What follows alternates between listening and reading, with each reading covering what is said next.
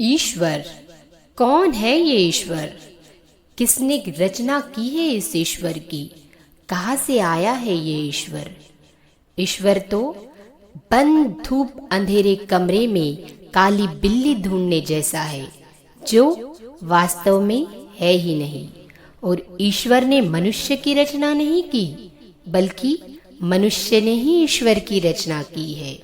क्योंकि इस दुनिया में मनुष्य किसी ईश्वर की रचना नहीं है, बल्कि अपने माँ बाप की वासनाओं यानी कामनाओं का परिणाम है।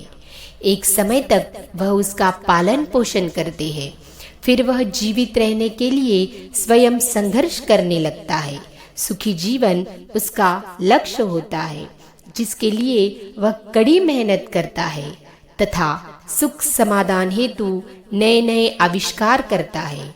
सोचो, यदि मनुष्य किसी ईश्वर की रचना होता तो वह स्वयं तथा उसका समाज इतना हिंसक, धूर्त, इतना पाखंडी, इतना क्रूर, इतना अन्यायी क्यों होता?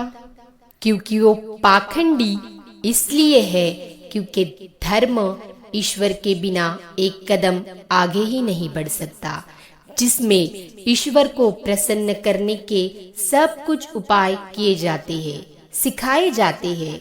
यथार्थ में धर्म की इस धारणा ने मनुष्य को धर्म भीरू बना दिया है। इतना ही नहीं, अंधविश्वासी, ढोंगी, पाखंडी, धूर्त तथा शोषक भी बनाया है। वह पूजा अर्चना, विनती प्रार्थनाएं, भजन गायन, ग्रंथों के पाठ, तीर्थ यात्राएं, पवित्र नदियों में स्नान आदि कराना सिखाता है, जो धर्म कर्म का किसी भी प्रकार से कोई भी अंग नहीं है, बल्कि यह सब अपनी कमजोरियों और गलतियों को दबाने और मन को बहलाने एवं भ्रमित करने के साधन मात्र है। लेकिन तथागत बुद्ध का जो धम्म है, वो धम्म क्या सिखाता है? उन अच्छी बातों को, उन अच्छे गुणों को जीवन में धारण करने का नाम ही तो धम्म है, जो मनुष्य को शील सदाचारी बनाता है, नैतिक जीवन सिखाता है, मनुष्य को मनुष्य के साथ प्रेम, भातृता तथा सहयोग स्थापित कराने को सिखाता है। वही तो तथागत बुद्ध का सद्धम्म है।